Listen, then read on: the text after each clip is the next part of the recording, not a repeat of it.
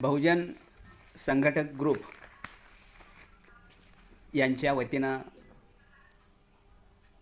भारतीय प्रजासत्ताक दिनाच्या निमित्तानं आज होणारं माझं हे एक व्याख्यान या बहुजन संघटकवर मी अनेक वेळा येऊन गेलेला आहे. तरीही आदरणीय राहुलजी खांडेकर, सर्वजित बनसोडे, सौरभ गानार, हर्ष थोल आणि बहुजन संघटकची सर्व टीम यांच्यामुळं पुन्हा एकदा मला या पेजवर येण्याची संधी उपलब्ध झाली. मित्रहो, या संविधानाच्या संदर्भामध्ये नागरिकांची मानसिकता आणि संविधानाची प्रगल्भता या विषयावर मी आज तुमच्यासमोर माझं मत व्यक्त करणार आहे. सर्वप्रथम, ज्यांनी या देशामध्ये खरं बोलून कोणालाही दुखावलं नाही आणि खोटं बोलून कधी कोणाला आनंद देण्याचा प्रयत्नही केला नाही, जसे बोलले तसेच चालले असे तथागत भगवान गौतम बुद्ध, जे झोपले होते त्यांना जागे केले आणि जे जागे झाले त्यांना चालतं केलं आणि जे चालत होते त्यांच्या खांद्यावर स्वराज्याची पताका देऊन दीन दलित शोषितांना सन्मानाची पदं देऊन आपल्या स्वराज्यामध्ये मानाचं स्थान देऊन स्वराज्य उभे केले असे छत्रपती शिवाजी महाराज अंधाधुंदीच्या काळामध्ये माणसाची मने जोडून शब्दांच्या ताकदीने अंधश्रद्धेवर विद्रोहाची धार ओढणारे संत तुकाराम, विद्येविना मती गेली, मतीविना नीती गेली, नीतीविना गती गेली, गतीविना वित्त गेले, वित्तविना शूद्र खचले, एवढे अनर्थ एका अविद्येने केले. महात्मा ज्योतिबा फुले आपल्या राज्यातील बहुजनांना शिक्षणाच्या प्रवाहात आणणारे, शिक्षण हे मोफत व सक्तीचं कायदा करून देशातील दलितांना सर्वप्रथम आरक्षण देणारे छत्रपती राजर्षी शाहू महाराज, ज्यांच्या अफाट कर्तृत्वाने जगाला आपल्या ज्ञानापुढे झुकवलं, ज्यांच्यामुळे आज आपण ताठ मानेने चालू शकतो, लिहू शकतो, बोलू शकतो, एवढेच नसून ज्यांच्या विद्वतापूर्ण घटनेमुळे आपण स्वातंत्र्य उपभोगतोय असे विश्वरत्न डॉक्टर बाबासाहेब आंबेडकर, मला लढा मान्य आहे रडगाणे नाही साहित्यरत्न अण्णाभाऊ साठे, आमचे महारामांगांना धर्म कोणता हा प्रश्न विचारणारी मुक्ता साळवे, लहुजी बुवा साळवे, परिवर्तनाच्या लढ्यातील आमच्या माता भगिनी जिजाऊ, माता सावित्रीबाई, माता रमाई, या सर्वांना मी माझं वंदन करतो आणि मी माझ्या आजच्या विषयाकडे वळतो. मित्रहो, आजचा जो विषय आहे, मी सुरुवातीला सांगितलं की भारतीय गणतंत्र दिनाचं औचित्य साधून या ठिकाणी आमचे आदरणीय राहुलजी खांडेकर आणि त्यांची सर्व टीम अथक परिश्रमातून अनेक व्याख्याते आपल्यासमोर उभे करत असतात आणि संविधानाचं दिन, प्रजासत्ताक दिन जवळ येत आहे आणि त्या अनुषंगाने आपला विषय असावा. या संदर्भामध्ये मी माझा जो विषय निवडलेला आहे, नागरिकांची संविधानाविषयीची मानसिकता आणि लोकशाहीची प्रगल्भता.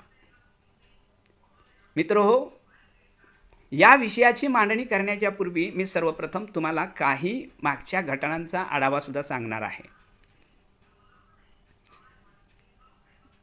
आणि मागच्या घटना म्हणजे जे की 20व्या शतकामध्ये 2 महायुद्ध झालेली होती. खरं तर ही दोन्हीही महायुद्ध हुकुमशाही विरुद्ध लोकशाही अशा स्वरूपाची असणारी ही महायुद्धे आहेत. दुसरं महायुद्ध जेव्हा सुरू झालं तेव्हा ब्रिटनचे तत्कालीन पंतप्रधान, ज्यांचं नाव आहे विन्स्टन चर्चिल, यांनी सरळ सरळ सांगितलं होतं की जगाला हुकुमशाहीपासून वाचविण्यासाठी आणि लोकतंत्राचं संरक्षण करण्यासाठी हे महायुद्ध आहे, असं विन्स्टन चर्चिल यांनी जाहीर केलं होतं. आणि दुसऱ्या महायुद्धामध्ये हुकुमशाहीचा पराभव झाला आणि लोकशाही शासन पद्धती उदयास आली. या लोकशाहीच्या स्वरूपाची, लोकशाहीच्या उद्देशाची, लोकशाहीच्या कार्यपद्धतीची, लोकशाहीच्या प्रकाराची इथून पुढे चर्चा सुरू झाली. आणि ही चर्चा सुरू होत असताना त्या काळातील तत्कालीन राज्यशास्त्रज्ञ जे आहेत, या राज्यशास्त्रज्ञांनी आपापल्या परीनं लोकशाहीची परिभाषा मांडायला सुरुवात केली. लोकशाहीचं प्रयोजन काय असावं हे सांगायला सुरुवात केलं. आणि याच काळामध्ये डॉक्टर बाबासाहेब आंबेडकर सुद्धा यांनी सुद्धा त्यांच्या पद्धतीनं लोकशाहीविषयीचं एक नवं चिंतन सुरू केलेलं होतं. खरं तर याच काळातील डॉक्टर बाबासाहेब आंबेडकर सुद्धा हे एक अपत्य आहेत. लोकशाही ही केवळ राजकीय यंत्रणा नाही, तर ती सहजीवनाची, समाज संघटनाची प्रक्रिया आहे, हे लक्षात घेतलं पाहिजे. या तत्वाला केंद्रभूत मानून भारताच्या तत्कालीन परिस्थितीला अनुरूप ठरेल असा एक नवा सिद्धांत प्रस्थापित पारतंत्र्यात भारताच्या पार्श्वभूमीवर लोकशाहीचं नवं तत्वज्ञान मांडत असताना अनेकांनी असं म्हटलं होतं की भारतीय लोकशाही हे केवळ पाश्चात्यांचं अनुकरण आहे. मित्रहो, भारतीय लोकशाही हे पाश्चात्याचं अनुकरण नाही. देशातील इतर राष्ट्रांच्या घटना पहा आणि आपली घटना पहा. खरं तर देश परत्वे, समाज परत्वे, लोकशाहीचा आपण स्वतंत्रपणे विचार केला पाहिजे. आणि भारताचा जर विचार करत गेला तर भारताला राजकीय लोकशाहीबरोबरच सामाजिक आणि आर्थिक लोकशाहीचं नवं प्रारूप देण्याचा प्रयत्न या काळामध्ये बाबासाहेब आंबेडकरांनी केलेला होता. म्हणून बाबासाहेबांच्या समोर प्रश्न असे होते की आपण जी लोकशाही निर्माण करीत आहोत आपल्या देशामध्ये, जे काही स्वातंत्र्याचं युद्ध सुरू आहे, आपल्याकडे स्वातंत्र्याच्या आंदोलनं सुरू आहेत, स्वातंत्र्यामध्ये अनेकांनी प्राणाची आहुती दिलेली आहे. आणि मग या स्वातंत्र्यवीरांना स्वातंत्र्य कशासाठी हवं आहे? आणि मग स्वातंत्र्य जर लोकशाहीसाठी जर आवश्यक असेल तर आपल्या देशाची लोकशाही कशी असावी? लोकशाही व्यवस्था आपल्याकडे टिकेल का? ती लोकशाही जर टिकलीच तर ती पुढे यशस्वीपणे कोणाला चालवता येईल का? कारण जगाच्या पातळीवर कोणत्याही देशामध्ये नाही अशी विषम परिस्थिती आपल्या देशामध्ये आहे. आणि मग ही विषम परिस्थिती कशी आहे? कारण जगामध्ये जर आपण पाहिलं तर एकाच धर्माची किंवा जास्तीत जास्त 2 धर्माची लोक आपल्याला पाहावयास मिळतात, पण आपल्याकडे मात्र विविध जातीयता आणि धर्मांधता याचं स्तोम मोठ्या प्रमाणामध्ये माजलेला आहे. मग जातीय आणि धर्मांध मानसिकतेच्या अवस्थेत या देशामध्ये लोकशाही टिकेल का, हा बाबासाहेबांच्या समोरचा प्रश्न होता. खरं तर बाबासाहेब आंबेडकर या संविधान समितीवर येऊ नये यासाठी सुद्धा अनेकांनी काळजी घेतलेली होती. संसदेचे दारं आणि खिडक्या सुद्धा त्यांना बंद केलेल्या होत्या. या भागामध्ये मी जाणार नाही, कारण मी माझ्या विषयाच्या संदर्भामध्ये मांडणी करतोय की भारतीय नागरिकांची असणाऱ्या संविधानाविषयीची मानसिकता कशी आहे. मग या भारतीय संविधानाविषयी असं म्हटलं जातं की ही पाश्चात्य लोकशाहीची खऱ्या अर्थानं संकल्पना म्हणजे भारतीय संविधान. मित्रहो, हे अगदी अर्धवट असणारं वाक्य आहे. बाबासाहेबांना लोकशाही अशी हवी होती की सामाजिक आणि आर्थिक घटकाला ज्याच्यामध्ये स्थान दिलं जाईल अशी लोकशाही बाबासाहेबांना हवी आहे. या उलट भारतातील परिस्थिती अशी आहे कारण आपला देश सामाजिकदृष्ट्या सातत्याने दुभंगलेला आहे. आर्थिकदृष्ट्या विषमताग्रस्त झालेला आहे आणि आपल्या देशातील समाज व्यवस्थेची रचना लक्षात घेता प्रचंड सामाजिक विषमता आहे, जातीयता आहे, जातीभेद आहे. जगाच्या पातळीवर कुठेच नाहीत एवढ्या जाती आपल्याकडे आहेत. आणि या जातीभेदाच्या मानसिकतेमधून खरं तर या देशातील लोकांच्या मानसिकतेमध्ये सुद्धा एक जातीयतेचं आणि धर्मांधतेचं पक्क घर निर्माण झालेलं आहे. आणि मग ह्या काळामध्ये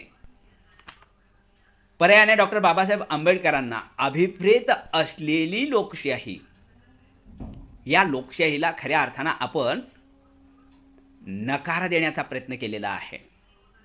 कारण बाबासाहेबांना हवी असलेली लोकशाही आपल्याकडे नाही. आणि मग हाच आधार घेऊन या बुरसटलेल्या विचारसरणीच्या देशामध्ये, मनुवादी प्रवृत्तीच्या देशामध्ये बाबासाहेबांनी लोकशाहीचं रोपटं रुजविण्यासाठी आणि वाढवण्यासाठी सातत्याने प्रयत्न केलेले आहेत. बाबासाहेब अतिशय खंताने म्हणायचे की मी भारतीय लोकशाहीचं रोपटं या ठिकाणी लावत आहे. खरं तर ही जमीन सुपीक नाही. ही जमीन किंवा ही माती जी आहे इथे खडकाळपणा मोठ्या प्रमाणामध्ये आहे. पण एक ना एक दिवस असा येईल की या देशामध्ये लोकशाही ही रुजलेली पाहावयास मिळेल. लोकशाहीला समता, स्वातंत्र्य आणि बंधुभाव, पर्यायाने मानवतावाद ही खऱ्या अर्थाने मूल्ये अभिप्रेत असतात. आणि भारताच्या संदर्भाने जेव्हा आपण विचार करतो तेव्हा मात्र इथल्या समाज जीवनात या मूल्यांना कधीही स्थान दिलेलं नाही. कारण हिंदू धर्मातील अनेक खुळचट कल्पना आपल्याकडे आहेत. अनेक समाज, अनेक जाती गटामध्ये विभागला गेलेला आहे. माणसामध्ये भेद निर्माण करणारी अस्पृश्यता आजही स्वातंत्र्याच्या नंतर पाळली जाते. ही खऱ्या अर्थाने खेदाची गोष्ट आहे. हिंदू धर्माने समतेचे आणि स्वातंत्र्याचे व मानवी प्रतिष्ठेचे तत्वज्ञान नाकारलेले आहे. इथे मात्र आपण सर्व एकच आहोत ही भावना लुप्त होत झालेली आहे. यामुळे झालं असं की आपण सर्वजण विखुरले जात आहोत. आणि भारतीय समाजात या दोन गोष्टीचा पूर्णपणे अभाव आहे. समाज जीवनामध्ये भारतीय समाज हा श्रेणीबद्ध विषमतेच्या तत्वावर आधारलेला आहे. काही लोक वरच्या स्तरावर आहेत तर काही लोक खालच्या स्तरावर आहेत. एवढी विसंगती माणसाच्या जीवनामध्ये पाहावयास मिळते. राजकारणामध्ये तर आपल्याकडे समता असेल पण सामाजिक व आर्थिक जीवनात मात्र आपल्याकडे विषमता दिसून येते. राजकीय जीवनात आपण एक व्यक्ती आणि एक मूल्य स्वीकारणार आहोत. मात्र आपल्या समाज जीवनाला सामाजिक व आर्थिक विषम संरचनेमुळे प्रत्येक माणसाला लोकशाहीनं एक नवं मूल्य देण्याचा प्रयत्न केलेला आहे.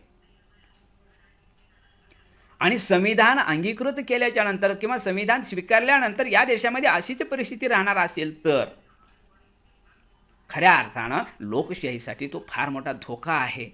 त्यामुळे लोकशाहीच धोक्यात येऊ शकते. आजही आपल्या भारतीय लोकशाहीला प्रबळ असं सामाजिक आर्थिक समतेचं अधिष्ठान लाभलेलं नाही. म्हणून सामाजिक आणि आर्थिक समतेच्या अभावी आणि नैतिक अधिष्ठानाच्या अभावी लोकशाही केवळ वरवरची असणारे सौंदर्य ठरू लागलेली आहे. खरं तर असं झालं तर बाबासाहेबांनी इशारा दिला होता की जर असं झालं तर आत्मा गमावून बसलेले मृत शरीरासारखी परिस्थिती होऊ शकते. मित्रहो, भारताचं संविधान हे जर पाहिलं तर जगामध्ये सर्वोत्तम संविधान म्हणून ओळखलं जातं. 15 ऑगस्ट 1947ला देश स्वतंत्र झाला. देशाचा कारभार कसा चालवायचा, कारण आपल्या देशामध्ये निरनिराळ्या जाती आहेत, धर्म आहेत, पंथ आहेत, वर्ण आहेत. देशाची राज्यघटना कशी असावी हा प्रश्न तत्कालीन पंडित नेहरूंना व बॅरिस्टर असलेल्या सरदार वल्लभभाई पटेल यांना पडला होता. आणि मग त्यासाठी या दोघांनी असं ठरवलं, आपल्या देशाला घटना असावी आणि मग ती घटना कशी असावी यासाठी त्यांनी ऑस्ट्रेलिया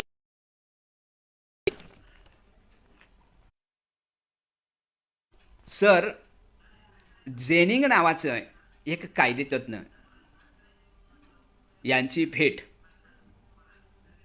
सरदार वल्लभभाई पटेल आणि पंडित नेहरूंनी त्या काळामध्ये घेतली. आणि या दोघांनी त्यांना सर जेनिंगला विनंती केली की तुमच्या खरं म्हणजे आमच्या देशाची राज्यघटना तुम्ही बनवावी. आणि ही विनंती केल्याच्या नंतर सर जेनिंग असं म्हणतात, तुम्ही माझ्याकडे मोठ्या अपेक्षेने आलेले आहात,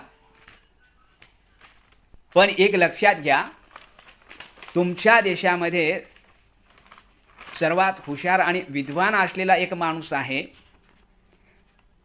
ज्या माणसाने मला राज्यघटना शिकवली, ज्या माणसाने परराष्ट्र धोरण शिकवलं कसं असावं, ज्या माणसाने संविधानातील कलमं कशी असावेत, ज्या माणसाने स्वातंत्र्य, समता, बंधुत्व आणि न्याय हे बुद्ध फिलॉसॉफी जी आहे, ही बुद्ध फिलॉसॉफी मला ज्या माणसाने शिकवली, तो माणूस तुमच्या देशामध्ये असताना त्या माणसाचा मी शिष्य आहे आणि शिष्य असलेल्या माणसाकडे तुम्ही घटना लिहिण्याची भाषा करता किंवा विनंती करता, हे योग्य नाही. आणि मग हे दोघेही अचंबित झाले आणि त्याने विचारलं की असा कोण माणूस आहे की ज्याने तुम्हाला घटना लिहायला म्हणजे लिहायला शिकवलं, घटनेचा अभ्यास कसा करावा हे शिकवलं, त्या माणसाचं नाव सांगा. तेव्हा सर जेनिंगनी डॉक्टर बाबासाहेब आंबेडकर यांचं नाव सांगितलं. यांच्यासारखा तुमच्या देशामध्ये प्रकांड पंडित विद्वान माणूस असताना माझ्यासारख्या साध्या माणसाकडे तुम्ही आलात. तेव्हा बाबासाहेब आंबेडकरांचं महत्त्व पंडित नेहरू आणि सरदार वल्लभभाई पटेल यांना कळालं. यांना महत्त्व समजल्याच्या नंतर त्यांनी डॉक्टर बाबासाहेब आंबेडकर यांच्याकडे येऊन त्यांना विनंती केली की बाबासाहेब, आपल्या देशाचं संविधान लिहिण्याची जबाबदारी आम्ही तुमच्यावर सोपवत आहोत आणि आपण ती घ्यावी. तेव्हा बाबासाहेबांनीही मागचा पुढचा विचार न करतात, आपल्याला हा सर्व इतिहास माहीत आहे की भारतीय संविधान सभेवर निवडून जाण्यासाठी काय काय खटाटोपी झाल्या, बाबासाहेबांचा पराभव कुठून कोणी कसा केला, तिसरी चौथी शिकलेल्या माणसाने एवढ्या प्रकांड पंडित विद्वान माणसाचा पराभव केला. कालांतराने बाबासाहेब पश्चिम बंगालमधून निवडून आले. पश्चिम बंगालमधून ज्या भागातून सुरखुलना नावाच्या जिल्ह्यातून जिथून बाबासाहेब निवडून आले, तो जिल्हा जाणीवपूर्वक पाकिस्तानमध्ये टाकण्यात आला. म्हणजे बाबासाहेबांना पाकिस्तानमध्ये पाठवण्याची घाई सुरू झालेली होती. आणि त्याच वेळी सरदार वल्लभभाई पटेल म्हणाले होते की बाबासाहेब, संसदेमध्ये येऊ नये याची पूर्णपणे आम्ही काळजी घेतलेली आहे, कारण संसदेचे दारं आणि खिडक्या आम्ही कायमचे आता बंद केलेले आहेत. ऑस्ट्रेलियाच्या कायदेतज्ञांनी सर जेनिंगनी बाबासाहेबांचं महत्त्व नेहरूला आणि सरदार वल्लभभाई पटेल यांना सांगितल्याच्या नंतर यांचे खाडकंडोळे उघडले आणि त्यांनी ठरवलं की बाबासाहेबांना संसदेवर, घटना समितीवर निवडून येण्याची फार आवश्यकता आहे. आणि मग त्या काळातील काँग्रेसचेच असणारे दुसरे पुढारी एकाचा राजीनामा घेतला आणि तिथून बाबासाहेबांना मुंबईमधून निवडून आणलं आणि घटना समितीवर पाठवलं. हा सर्व इतिहास ज्ञात असेल आपल्याला मित्रहो. त्या खोलामध्ये मी जाणार नाही, कारण तो एक फार मोठा विषय आहे. आणि मग बाबासाहेब आंबेडकरांना अशा पद्धतीने घटना समितीवर घेतलं गेलं आणि घेतल्याच्या नंतर बाबासाहेबांकडे फार मोठी जिम्मेदारी दिली गेली. घटना मसुदा समितीचे बाबासाहेबांना अध्यक्ष केलं आणि बाबासाहेबांनी अतिशय मेहनतीने, त्याच्या अगोदर बाबासाहेबांनी सामाजिक न्यायासाठी, समतेसाठी आणि बंधुभावासाठी महाराष्ट्रामध्ये प्रचंड आंदोलनं केली होती. त्या प्रत्येक आंदोलनाच्या पाठीमागून बाबासाहेबांना हेच सांगायचं होतं की खऱ्या अर्थाने इथं समता आहे का, इथं न्याय मिळतो का, इथं खऱ्या अर्थानं बंधुभाव आहे का.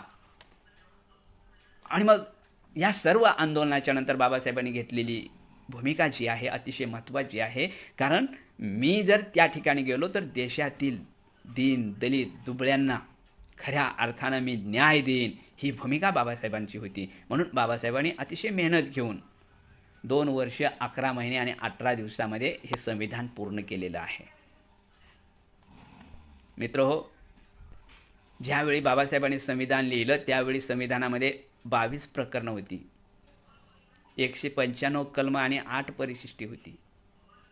आज भारतीय राज्यघटनेमध्ये 24 प्रकरणं आहेत, 451 कलमं आहेत आणि 2 परिशिष्ट आहेत. संपूर्ण जगामध्ये आपल्या राज्यघटनेचा आज सन्मान केला जातो, कारण या राज्यघटनेमधून देशातील विविध जाती, धर्म, वंश, परंपरा, भाषा या सर्वांना एका धाग्यामध्ये बांधण्याचं काम जर कोणी केलं असेल त्याचं नाव आहे डॉक्टर बाबासाहेब आंबेडकर. जसं मी सुरुवातीला म्हणालो की जगातल्या कोणत्याही देशामध्ये, आपल्या शेजारच्या देशामध्ये पहा, नकाशावर जर आपण पाहिलं तर लक्षात येतं,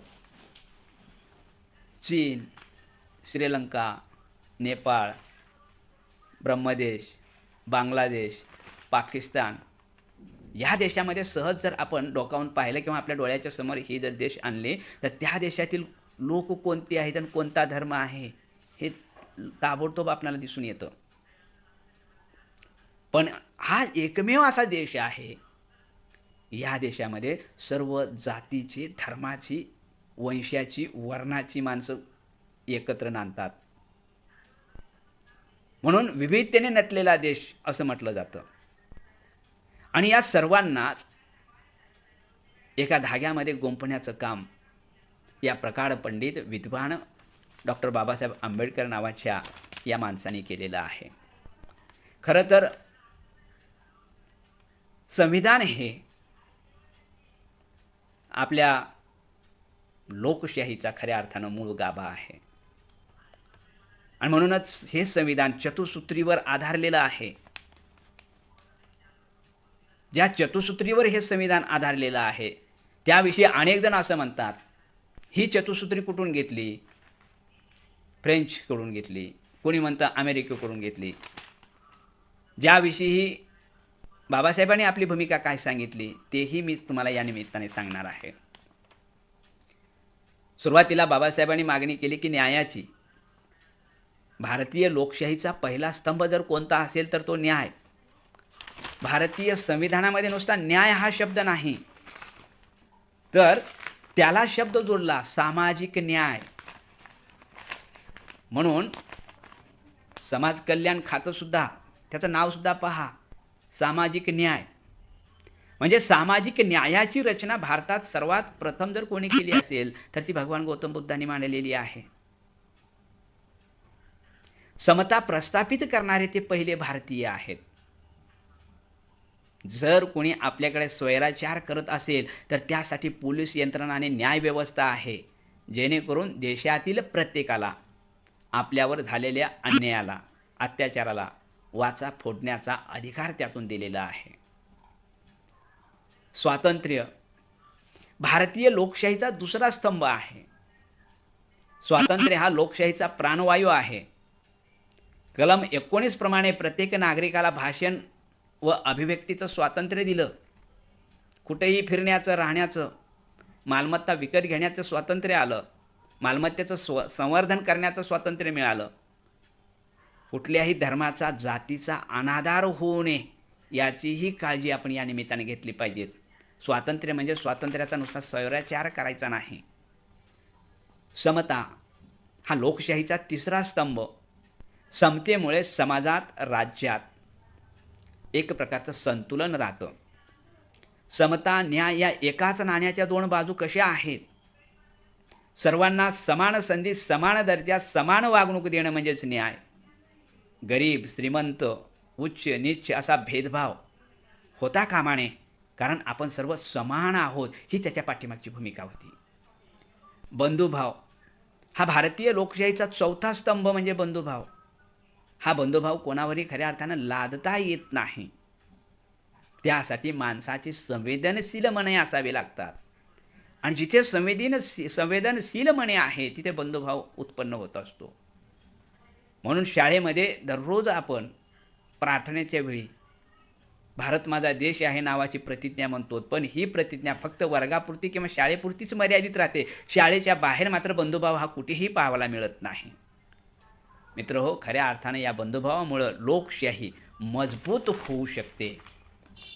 म्हणून ही चतुसूत्री बाबासाहेबांनी सांगितलं आणि या चतुसूत्रीवर आधारित असलेलं संविधान हे जगातील कोणत्याही राष्ट्राकडे नाही. म्हणून ज्याने कोणी हे संविधान लिहिलं त्याला द सिम्बॉल ऑफ नॉलेज असं म्हणतात. आणि म्हणून ज्या बाबासाहेबांनी आपल्या बुद्धीच्या सामर्थ्यावर बुद्धीच्या जोरावर ही राज्यघटना निर्माण केली त्या बाबासाहेबांना आपण घटनेचे शिल्पकार असे म्हणतो.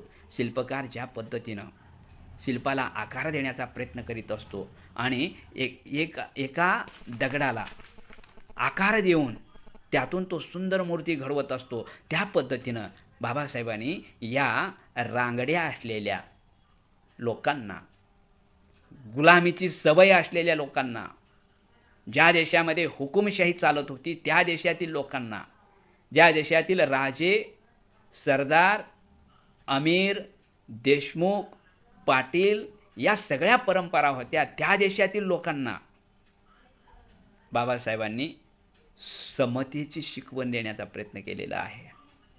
म्हणूनच बाबासाहेबांना आपण घटनेचे शिल्पकार म्हणतो.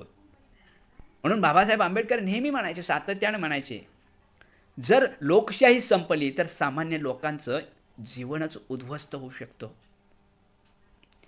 म्हणून लोकशाहीचा मृत्यू म्हणजे सामान्य माणसाचा मृत्यू आहे आणि हे मला पाहायचं नाही. त्यासाठी संविधानाने सांगितलेलं आहे की बाबा रे, आपल्या देशामध्ये अलीकडच्या काळामध्ये धर्म हा मोठ्या प्रमाणामध्ये पुढे येतो आहे. धर्म असावा. बाबासाहेबांची भूमिका अशी होती की माणसाला धर्म असावा. धर्माशिवाय माणूस राहू शकत नाही. धर्म हा प्रत्येकाने आपल्या घरामध्येच ठेवून बाहेर रस्त्यावर आलं पाहिजे, ही बाबासाहेबांची भूमिका आहे. जेव्हा आपण रस्त्यावर येतो तेव्हा आपण सर्व भारतीय म्हणून आपली ओळख असावी, ही भूमिका बाबासाहेबांनी मांडलेली होती. संविधानाने दिलेले आपले जे हक्क आहेत, हक्क आणि अधिकाराचा वापर करताना संविधानाने आपणाला दिलेल्या कर्तव्याची सुद्धा जाणीव आपल्यामध्ये असली पाहिजे. मित्रहो, एक लक्षात घ्या की संविधान ही कोणाची खाजगी मालमत्ता नाही किंवा ती खरं तर ती राष्ट्रीय संपत्ती आहे आणि या राष्ट्रीय संपत्तीचं जतन आणि संवर्धन करणं हे प्रत्येक भारतीयांचं आद्य कर्तव्य आहे. खरं तर मित्रहो, आपणाला कर्तव्य पार पाडता येत नसेल तर हक्क आणि अधिकाराच्या गोष्टी आपण बंद केल्या पाहिजेत. ज्या कोणाला देशापेक्षा धर्म मोठा वाटतो अशा धर्मांधांना वेळीच वठणीवर आणलं पाहिजे. काही धर्मांध लोक संविधानाला राष्ट्रीय ग्रंथ आणि राष्ट्रीय संपत्ती मानायला आजही तयार नाहीत. संविधानाच्या विरोधामध्ये सातत्याने ते सोशल मीडियावर पोस्ट लिहून मर्दानगी समजणारे नालायक पैदास या देशामध्ये वावरते आहे. खरं तर हे संविधानाच्या विरोधामध्ये पोस्ट लिहिणारे सोशल मीडियावरचे नामर्द आहेत, वैचारिक दृष्टीने नपुसक आहेत आणि नपुसक असलेली गोष्ट संविधानाचा सन्मान करण्याऐवजी संविधानाच्या विरोधामध्ये लिहित असतात. मित्रहो, एक लक्षात घेतलं पाहिजे की संविधान हा आपल्या प्रत्येक भारतीयाचा प्राण आहे. संविधानामुळे खऱ्या अर्थानं आजपर्यंत ज्या देशामध्ये एकेकाळी सुई आणि टाचन सुद्धा तयार होत नव्हती, त्या देशामध्ये आज प्रगतीच्या जोरावर, संविधानाच्या जोरावर आज मिसाईल तयार झालेले आपल्याला पाहायला मिळतात, अणुबॉम्ब तयार झालेले आपल्याला पाहायला मिळतात. भारतीय संविधान खरं तर मित्रहो काळाच्या फार पुढे आहे. पण भारतीय समाजाची मानसिकता आजही मागासलीपणाची आहे. म्हणूनच आपल्या देशामध्ये अनेक समस्या वाढलेल्या आहेत. समस्याने जटिल झालेला देश आहे. हे चित्र बदलण्यासाठी भारतीय लोकांच्या मानसिकतेमध्ये सुद्धा बदल करावा लागेल. यासाठी मित्रहो मोठ्या प्रमाणामध्ये सामाजिक चळवळीची आवश्यकता आहे. आणि या सामाजिक चळवळीची जी आवश्यकता आहे, या संदर्भामध्ये दक्षिण आफ्रिकेचा संविधान निर्माण प्रक्रियेतील एक सदस्य न्यायमूर्ती झकेरिया याकूब यांनी आपलं मत व्यक्त केलेलं होतं की संविधान निर्मितीमधील अनुभव त्यांनी सांगितले होते. न्यायमूर्ती झकेरिया असं म्हणतात, भारतीय संविधान हे सर्वसामान्य गोरगरीब शोषित वंचितांना समान अधिकार प्रदान करते, परंतु राज्यघटनेतील कलमानुसार सामान्यांना न्याय मिळतो का? त्यांचे जीवन खरेच सुखकारक होतात का? घटनेने दिलेले जे काही सर्व अधिकार आहेत, या अधिकाराची अंमलबजावणी केली जाते का? यासाठी सामाजिक चळवळी मोठ्या प्रमाणामध्ये उभ्या निर्माण झाल्या पाहिजेत. या सामाजिक चळवळी जर उभ्या झाल्या तर त्यातून सर्वसामान्य माणसाला न्याय दिला जातो. दक्षिण आफ्रिका असोत की भारत असोत, या दोन्ही देशामध्ये खूप समानता आहे. उभय राष्ट्रांनी मोठ्या संघर्षानंतर राजकीय स्वातंत्र्य प्राप्त केलेलं आहे. शिवाय दोन्ही देशामध्ये वर्णसंघर्ष आहे, अंतर्गत युद्ध आहे. भारतात मात्र उच्चवर्णीय आणि दलितांचं शोषण केलं आणि दक्षिण आफ्रिकेमध्ये मात्र गोऱ्यांनी काळ्यांचं शोषण केलं. शोषणाची परंपरा सारखीच आहे. आणि हे सारखी जरी असली तरी मात्र त्यांनी जसं वर्ण संघर्षाविरुद्ध युद्ध केलं, लढे लढले, आपण मात्र उच्च वर्णीयांनी केलेल्या शोषणाच्या विरोधामध्ये लढा उभारला. जेव्हा भारतीय संविधान लागू होऊन 46 वर्ष पूर्ण झाले होते, म्हणजेच जवळजवळ 1996 मध्ये दक्षिण आफ्रिकेमध्ये संविधान निर्माण झालं. या दोन्ही संविधानामध्ये दक्षिण आफ्रिकेचे राष्ट्राध्यक्ष नेल्सन मंडेला जेव्हा आपल्या देशामध्ये आले, तेव्हा त्यांनी मला हवी असलेली भेट भारताचं संविधान द्या अशी विनंती केली होती. कारण त्या संविधानातूनच मला प्रेरणा मिळालेली आहे. आणि मग हे संविधान घेऊन नेल्सन मंडेला आफ्रिकेमध्ये गेले आणि 1996 मध्ये आफ्रिकेचं नवं संविधान तयार झालं. भारतीय राज्यघटना आजच्या काळाशी अतिशय सुसंगत असलेली आहे. घटनेत सामाजिक न्याय, वंचितांना अधिकार मिळण्यासंबंधीच्या कलमाचा समावेश केलेला आहे.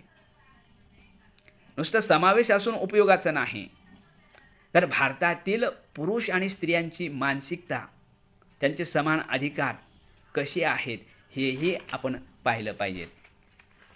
मित्रहो, भारतामध्ये आजही एखाद्या सर्वसामान्य माणसाला घरासाठी रस्त्यावर यावं लागतं, पण दक्षिण आफ्रिकेने सामान्य माणसाची निकळ म्हणून सर्वांना घरं दिले जातील आणि सर्वांच्या घरांची काळजी आफ्रिकेने घेतली.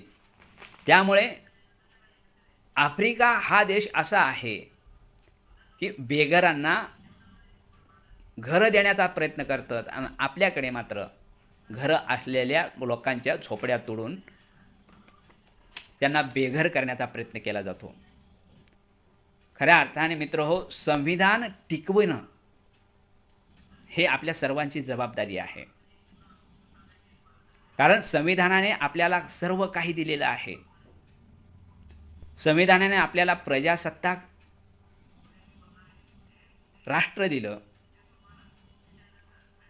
ज्या दिवशी 26 जानेवारी 1950 रोजी आपला देश प्रजासत्ताक झाला आणि तिथून खऱ्या अर्थानं प्रजेची सत्ता आपल्याकडे निर्माण झाली. जेव्हा प्रजेची सत्ता निर्माण झाली त्या दिवशी बाबासाहेब आंबेडकर आणि नानकचंद रत्तूमधला एक संवाद आहे मित्रहो, लक्षात घ्या.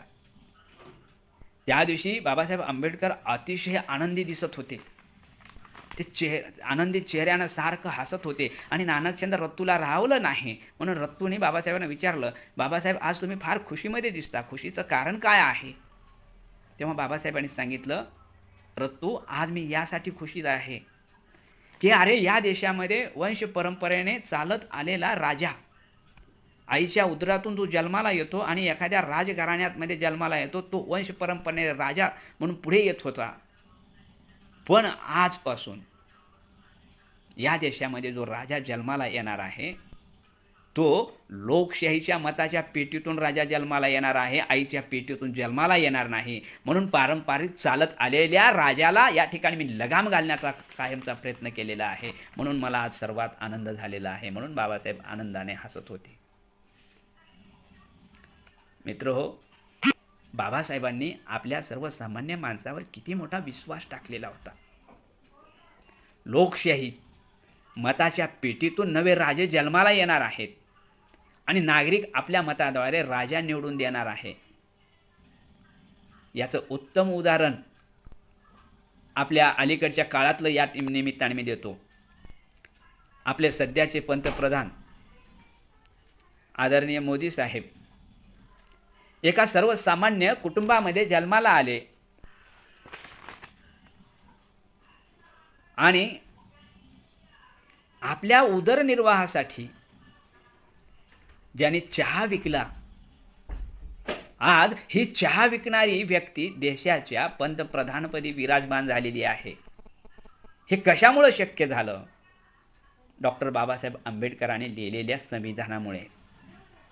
म्हणून संविधान हे मानवाचं मूल्य जपणारं आहे, त्यांना स्वातंत्र्य बहाल करणारा आहे, सामान्य माणसाचं संरक्षण करणारा आहे, प्रत्येक धर्माचा, यशाचा, वर्गाचा आदर करणारा असणारं हे भारतीय संविधान आहे.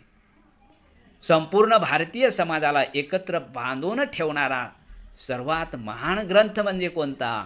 तर ते भारतीय संविधान आहे. मित्रहो, भारतातील विषमतेने बरबटलेल्या या धार्मिक मनोप्रतीत धर्मव्यवस्थेला या बाबासाहेबांच्या संविधानाने नेस्त नाबूद करून टाकलेलं आहे. नुसतं नेस्त नाबूद केलं नाही तर सामान्य माणसाला ज्या मनोप्रणीत संविधानाने गुलाम केलेलं होतं, या बाबासाहेबांच्या संविधानाने समग्र मानवाच्या कल्याणासाठी एक नवी संहिता उपलब्ध करून दिली. ती संहिता म्हणजे कल्याणकारी राज्य, कल्याणकारी योजना बाबासाहेबांच्या संविधानातून पुढे आल्या.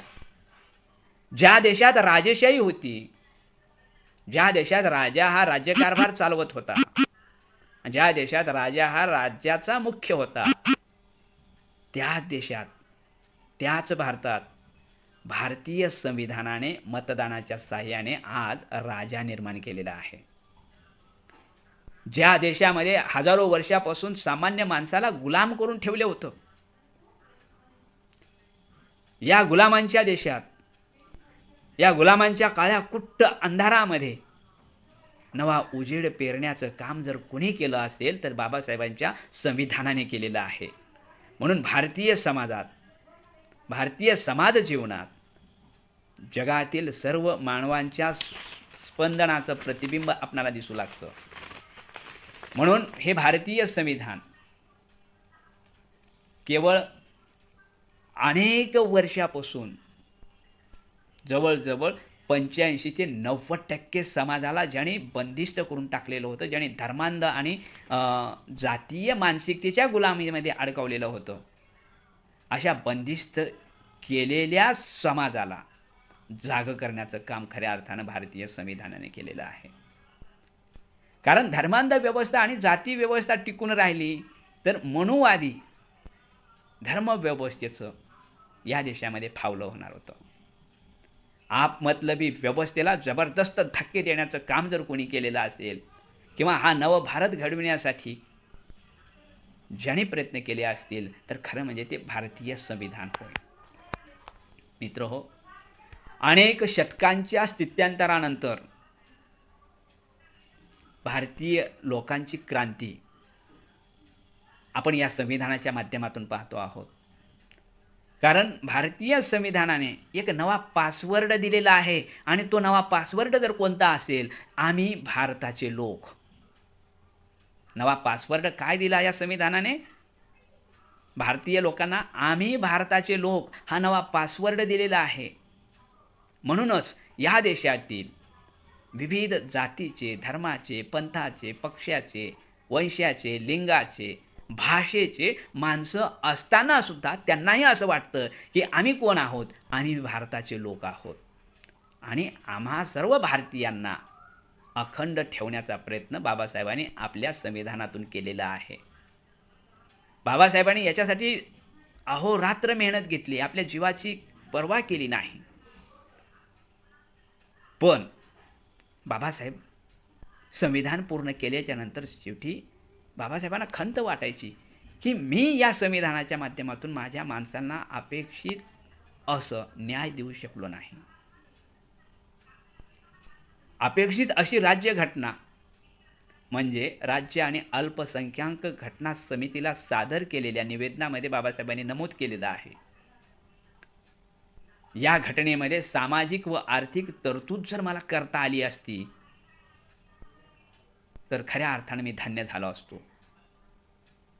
म्हणून त्याविषयी बाबासाहेब आंबेडकर असं म्हणतात की अस्पृश्यांची सामाजिक, आर्थिक आणि शैक्षणिक अवस्था अन्य अल्पसंख्याक व सामान्य नागरिकापेक्षा इतकी निकृष्ट आहे की अन्य अल्पसंख्याक व सामान्य नागरिकांच्याकडे मिळणारे संरक्षण खऱ्या अर्थानं त्यांच्यासारखं संरक्षण, अल्पसंख्याकासारखं संरक्षण यांना मिळायला हवं होतं, परंतु ते मिळालं नाही. खऱ्या अर्थानं मित्रहो, भारतामध्ये दोन राज्य व्यवस्थेचा प्रभाव आपल्याला पाहावयास मिळत होता. एक वैदिक विचारधारा होती आणि दुसरी अवैदिक विचारधारा आपल्याकडे होती. वैदिक विचारधारा ही राज्य व्यवस्थेचं समर्थन करते, धर्म व्यवस्थेचं समर्थन करते, धर्म पालनामध्येच लोककल्याण आहे असं वैदिक विचारधारा एकीकडे सांगते. तर अवैदिक विचारधारा मानवी समतेचा पुरस्कार करतात आणि मानवी समतेचा पुरस्कार मग महात्मा भगवान गौतम बुद्धापासून ते बसवेश्वरापर्यंत, बसवेश्वरापासून ते वारकरी संप्रदायापर्यंत आलेला हा विचार आहे. ज्याने समतेचा पुरस्कार केला, अवैदिक विचारधारा मांडली, ज्याने बहुजन हिताय आणि बहुजन सुखाय या लोककल्याणकारी नीतितत्वाचा उपयोग केला, असे हे अवैदिक तत्वज्ञान व अवैदिक विचारधारा याच देशामध्ये कुठेतरी पाहावयास मिळत होती. भारतीय संविधानाची निर्मिती समग्र नागरिकांच्या विकासासाठी झालेली आहे. नागरिकांनी आपल्या हक्काप्रती आणि कर्तव्याप्रती जागरूक असायला हवे आहे. कारण नागरिकांच्या मध्ये कधीही गुलामी वृत्ती निर्माण होता कामा नये.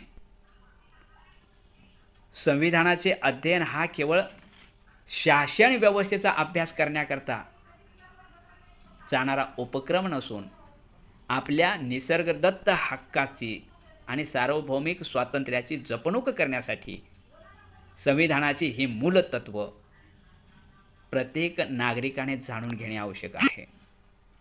मित्रहो, भारत हा सदोदित गुलामीत राहिलेला देश होता आणि गुलामीत राहिलेल्या लोकांना गुलामीची सवय लागलेली असते. म्हणून बाबासाहेब आंबेडकर नेहमी म्हणायचे, गुलामांना गुलामीची जाणीव करून द्या म्हणजे तो बंड करून उठेल. खऱ्या अर्थाने बंड करतो का नाही हा विचार करण्यासारखी गोष्ट आहे.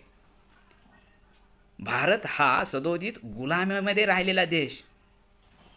सम्राट अशोकाचा कालखंड जर सोडला आपल्याकडे तर प्रत्येक वेळी आपल्या देशावर कोणी ना कोणी कधी ना कधी राज्य केलेलं आहे. मुसलमान आले, शेख आले, हुन आले, फ्रेंच आले, डच आले, पोर्तुगीज आले, ब्रिटिश आले. या सगळ्यांनी आपल्या देशावर मक्तेदारी निर्माण केलेली आहे.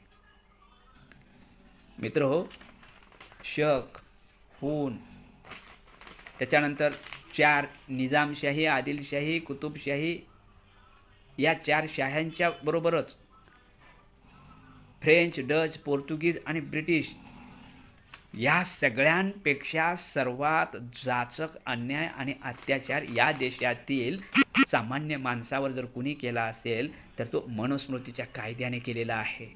म्हणून या सर्वांपेक्षा अतिशय वाईट अवस्था मनुवादी व्यवस्थेने केलेली असल्यामुळे बहुसंख्य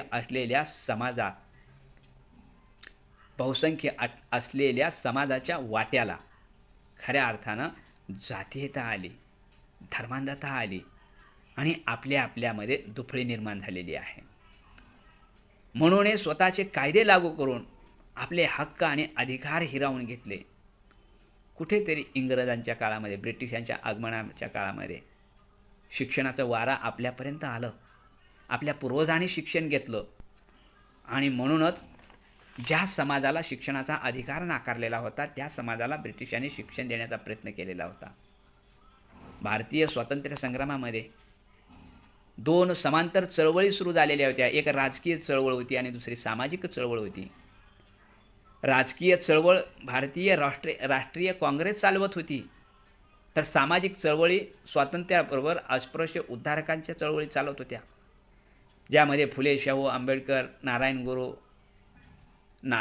गुरु, पेरियार, रामास्वामी नायकर, संत गाडगेबाबा, संत तुकाराम यासारखे असंख्य संत इत्यादींनी भारतीय समाजाला लागलेला अस्पृश्यतेचा कलंक मिटविण्यासाठी आपले आयुष्य पणाला लावलेले आहेत. यांच्या कार्यकर्तृत्वामुळेच खऱ्या अर्थानं भारतीय संविधानाला नवं प्रारूप देण्याचा प्रयत्न डॉक्टर बाबासाहेब आंबेडकरांनी केलेला होता. हजारो वर्षापासून जे समाजघटक पिळलेले होते, मुके होते, त्या माणसाला मानवात आणण्याचं काम संविधानाने केलं. संविधानाने सामान्य माणसाला नवं आत्मभान दिलं, त्यांच्यामध्ये नवा तेज निर्माण केला, नवा आत्मविश्वास दिला आणि स्वातंत्र्य, समता, बंधुता आणि न्याय या विचारसरणीची पेरणी केली. भारतीय बुद्ध तत्त्वज्ञानातील उच्च मूल्ये या भारतीय संविधानामध्ये बाबासाहेबांनी आणलेली आहेत आणि एक आदर्श नवी राज्य प्रणाली, जगामध्ये सर्वश्रेष्ठ असणारं संविधान बुद्ध तत्त्वज्ञानातलं बाबासाहेबांनी उभं करण्याचा प्रयत्न केलेला आहे. मित्रहो, जगातून लोकशाहीचं उच्चाटन होत असताना भारतीय नागरिकांनी जगाला नव्या मार्गाकडे घेऊन जाणारा नवा सूर्योदय म्हणजे भारतीय संविधान आहे. वर्तमान परिस्थितीत अनेक समस्या निर्माण झाल्या तरी त्या समस्या सोडवण्याची ताकद जर कशामध्ये असेल तर ती भारतीय संविधानामध्ये आहे. म्हणून जगाच्या राज्यव्यवस्थेत भारतीय राज्यसंस्था सर्वश्रेष्ठ अशी समजली जाते. आज संविधानावर गदा आणण्याचे काम सत्ताधारी करीत आहेत. याला धडा शिकवण्याचं काम सामान्य माणूसच करू शकतो. लोकशाहीवर अन्याय अत्याचार करणारे, संविधानाला दुबळे करणारे लोक तुमच्या प्रत्येक 5 वर्षाला घरादारापर्यंत येतात, तेव्हा त्याचा तुम्ही बदला घेतला पाहिजे. अशा वेळी त्यांचा बदला न घेता तुम्ही त्यांच्या गळ्यात गळे घालून फिरता, याची खंत या निमित्ताने वाटते. मित्रहो, जगात सर्वश्रेष्ठ असं संविधान असतानाही भारतीय लोकांची आजची मानसिकता एवढी बुरसटलेली आहे की स्वच्छ कपड्याच्या आतील मनात द्वेषाची घाण साचलेली दिसून येते. अलीकडे तर एका सिने कलाकारानं आपण पाहिलं असेल, संविधानाच्या पुस्तकावरच गणपतीची मूर्ती बसवलेली होती आणि संविधानाचा अवमान केला होता. त्या विरोधामध्ये संपूर्ण भारतीयांनी आवाज उचलायला हवा होता, परंतु त्या विरोधामध्ये आवाज कोणीही उचलला नाही. फक्त एक विशिष्ट वर्ग आणि एक विशिष्ट जातच त्याच्या विरोधामध्ये बोलत होती. कारण हा एका संविधानाचा अपमान नव्हता, तर तमाम भारतीयांचा अपमान होता असं प्रत्येक नागरिकाला वाटायला हवं होतं. कारण एका संविधानाचा तो अपमान नाही, हा माझा अपमान आहे, हा प्रत्येकाचा अपमान आहे. परंतु त्याही विरोधामध्ये आपण आवाज उठवलेला नाही. संविधानाचा अपमान करणाऱ्याच्या विरोधामध्ये गुन्हे दाखल झाले पाहिजेत, त्यांना शिक्षा झाली पाहिजेत. मित्रहो, संविधान देशाचा व देशातील प्रत्येक नागरिकाचा स्वाभिमान आहे. पुरोगामी व धर्मनिरपेक्ष समजल्या जाणाऱ्या देशात आजही संविधान दलिताची आहे की देशाची आहे याच्यावर चर्चा जर वाहिन्यावर होत असेल तर यासारखं दुर्दैव कोणतं आहे? मित्रहो, संविधान हा आमचा राष्ट्रीय ग्रंथ आहे हे मानणारे लोक मोठ्या प्रमाणात निर्माण झाले पाहिजेत. कारण राष्ट्रापेक्षा संविधान कधीही मोठं असतं, याचं भान असलं पाहिजे. कोणताही धर्म व धर्माचे प्रतीके जे आहेत देशापेक्षा आणि देशाच्या प्रतीकापेक्षा मोठे नसतात. जे कोणी धर्माला आणि देशाला धर्माच्या प्रतीकाला राष्ट्रीय प्रतीकापेक्षा मोठे समजत असतील अशावर देशद्रोहाचे खटले दाखल झाले पाहिजेत. कोणत्याही धर्माचे कोणालाही पालन करण्याचे आणि धर्माची उपासना आणि प्रचार आणि प्रसार करण्याचं स्वातंत्र्य आहे. पण स्वातंत्र्य आहे म्हणून आपण कोणत्याही धर्माच्या विरोधामध्ये माणसाच्या विरोधामध्ये वर्तन करू नये. म्हणून भारतीय संविधान लिहिताना संविधानकर्त्यांनी भारतीय स्वातंत्र्य चळवळीमध्ये जे कोणी लाखो लोक तुरुंगात गेले होते, ज्यांना काळ्या पाण्याची शिक्षा झाली होती, अनेक जण शहीद झाले होते, स्वातंत्र्यासाठी हजारोंनी ज्यांनी आपलं रक्त सांडलं होतं, घाम गाळला होता, या चळवळीच्या अनेक दशकाच्या वाटचालीत स्वातंत्र्याबद्दल सामान्यांच्या आशा आकांक्षा तयार झाल्या होत्या. ज्या लोकांनी स्वातंत्र्याचं नवं स्वप्न पाहिलं होतं आणि त्या स्वप्नांना आकार त्यांच्या भावभावनांना लिखित करण्याचं काम म्हणजेच भारतीय संविधान. मित्रहो, संविधानाचा अपमान म्हणजे शहीदांचा अपमान आपण समजलं पाहिजे. घटना परिषदेचे सल्लागार सर एन राव म्हणतात, बाबासाहेब आंबेडकर हे एका समितीचे अध्यक्ष असले तरी ते खऱ्या अर्थानं 2 समितीचे अध्यक्ष होते. मसुदा लेखन समितीचे अध्यक्ष आणि पुन्हा छाननी समितीचे अध्यक्षसुद्धा डॉक्टर बाबासाहेब आंबेडकरच होते. बाबासाहेबांनी विवेकवादी बुद्धी वापरून, आपला व्यासंग वापरून खऱ्या अर्थानं या देशाला विज्ञानवादी राष्ट्र बनवायचं आहे म्हणून दृष्टीपणा देऊन सामान्य माणसामध्ये देशभक्ती, सामाजिक बांधिलकी याचा अर्क ओतून घटना तयार केलेली आहे. मित्रहो, 13 ऑगस्ट 2018 रोजी आपल्या देशाची राजधानी दिल्ली येथे एका मनोवादी विकृतीच्या माणसाने, ज्याचं नाव आहे दीपक गौड, या विकृत मनोवादी माणसाने भारतीय संविधानाची प्रत जाळली. कारण या देशातील मिळणारे दलितांना आणि आदिवासींना जे आरक्षण आहे त्या आरक्षणाला विरोध म्हणून या दीपक गौड नावाच्या माणसाने संविधानाची प्रत जाळली. पण प्रत जाळली तरी एक लक्षात घ्या, या विरोधामध्ये संपूर्ण भारताने याचा निषेध करून रस्त्यावर यायला पाहिजे होतं.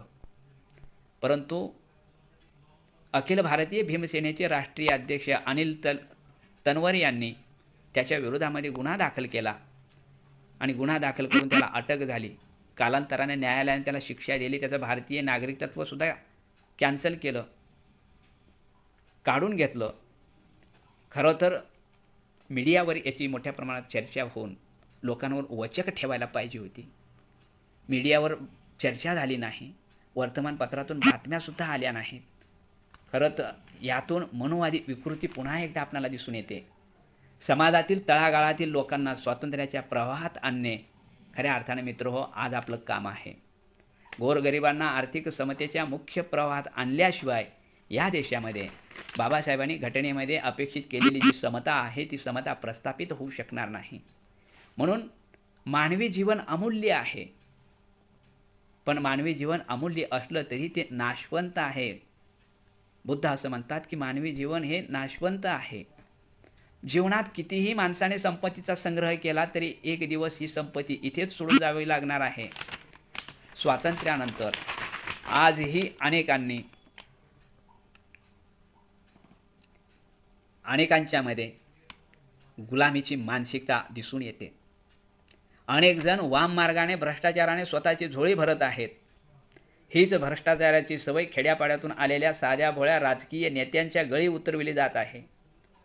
पायी चालणारे नेते गाडी बंगला देश ऐश आराम पाहून भांबावून जात आहेत. मित्र हो, अलीकडच्या काळामध्ये राजकारण हे पैशाचा बाजार, पैशाचा अड्डा होऊ लागला आहे. या घोडे बाजारातून बुद्धिवंतांनी आणि विचारवंतांनी पाय काढता घेतलेला आहे. ते कुठल्याही भानगडीमध्ये आजकाल पडत नाहीत, राजकारणावर बोलत नाहीत, कुठल्याही गोष्टीवर भाष्य करायला तयार नाहीत. म्हणून अलीकडच्या काळामध्ये गरीब हा अति गरीब होत चाललेला आहे, श्रीमंत हा अति श्रीमंत होत चाललेला आहे.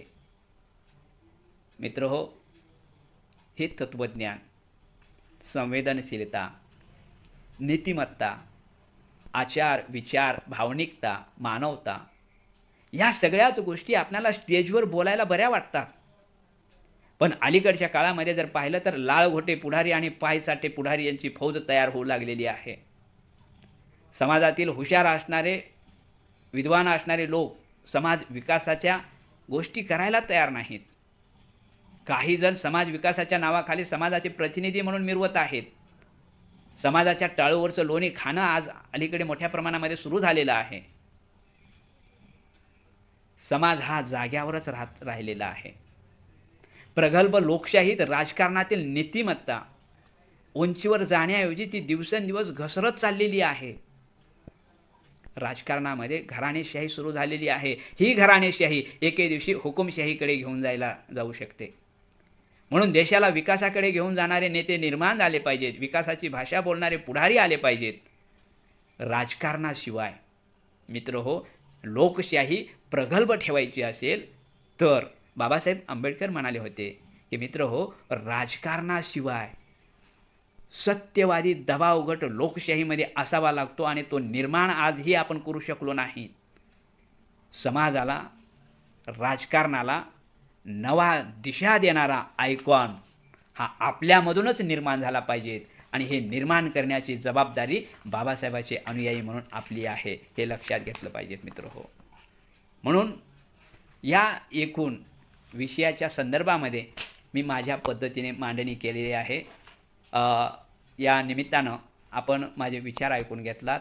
माझ्या विचाराला या ठिकाणी पूर्णविराम देतो. सर्वांना पुन्हा एकदा